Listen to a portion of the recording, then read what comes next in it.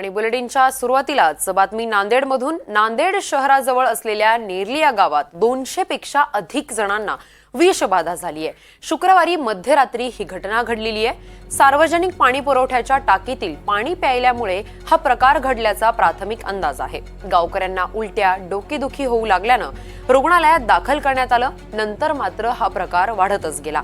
अनेकांना हा त्रास जाणवू लागला। मोठ्या संख्येनं रुग्ण वाढत असल्यानं मिळेल त्या वाहनाने रुग्णांना खासगी आणि शासकीय रुग्णालयात दाखल करण्यात आलं। आरोग्य यंत्रणा गावात तळ ठोकून आहे। सध्या सर्वांची प्रकृती धोक्याबाहेर असल्याचं सांगण्यात आलंय। सर्व रुग्णांवर उपचार सुरू आहेत। नांदेड जिल्ह्यातील ही धक्कादायक घटना आहे। या संदर्भात अधिक माहिती घेऊयात। आमचे प्रतिनिधी योगेश लाटकर आपल्या सोबत आहेत। योगेश, नांदेडच्या नेरली गावात एक धक्कादायक घटना घडलेली आहे। 200 पेक्षा अधिक जणांना ही विषबाधा झालेली आहे। त्यांची सध्या प्रकृती कशी आहे आणि डॉक्टरांनी काय सांगितलंय? निश्चितपणे हे नेरली गाव आहे। आता मी या नेरली गावातच उभा आहे आणि या गावामध्ये जी सार्वजनिक पाण्याची टाकी आहे ही बांधकाम केल्यापासून एकदाही तिची स्वच्छता करण्यात आली नाही आणि याच टाकीतनं गावातील लोक पिण्यासाठी आणि सांडपाण्यासाठी हे पाणी घ्यायचे। आणि काल रात्री साधारणपणे 12:30च्या सुमारास या प्रत्येक घरातील व्यक्तीला उलट्या, जुलाब अशा पद्धतीचा त्रास व्हायला लागला आणि ते एक एक जण घराबाहेर येऊ लागले।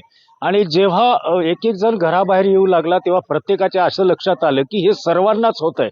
आणि मग त्यानंतर त्यांनी या भागातील काही सामाजिक कार्यकर्ते, लोकप्रतिनिधी आणि प्रशासनाला फोन करण्यास सुरुवात केली आणि मग हा एक मोठा विषबाधेचा प्रकार असल्याचं लक्षात आलं आणि मग गावात ॲम्ब्युलन्सेस पाठवण्यात आल्या आणि इथल्या रुग्णांना रुग्णालयात शिफ्ट करणं सुरू झालं।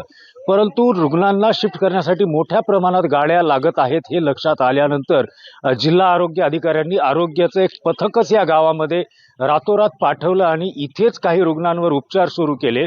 तब्बल 200 ते 250 रुग्ण जे आहेत त्यांच्यावरती उपचार सुरू झाले। यातील सर्वांची प्रकृती आता धोक्याबाहेर आहे।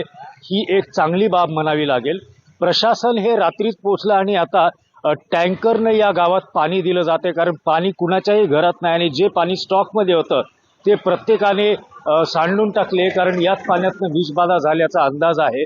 आणि मग आता टँकरने गावामध्ये पाणी पुरवठा होतोय आणि लोक सकाळपासून या टँकरचं पाणी भरून घेण्यासाठी पुढे धावत आहेत। किरण, नक्कीच योगेश, धन्यवाद तुम्ही दिलेल्या संपूर्ण माहितीसाठी।